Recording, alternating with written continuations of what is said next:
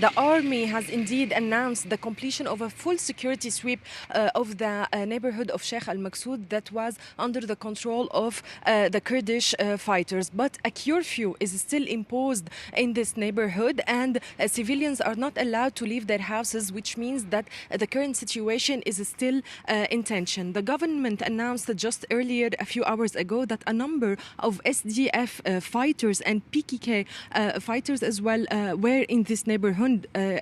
According to what they are saying, the authorities have announced as well that they arrested, as I quote, many numbers of SDF members, and heavy weapons and explosive devices have been confiscated. Fighting resumed just immediately after a long day yesterday of negotiations and some calling to calm this situation and to the withdrawal of Kurdish fighters from Sheikh al-Maqsoud into the northeastern Syria. But this ceasefire has failed its purpose, and the fighters stayed in this neighborhood.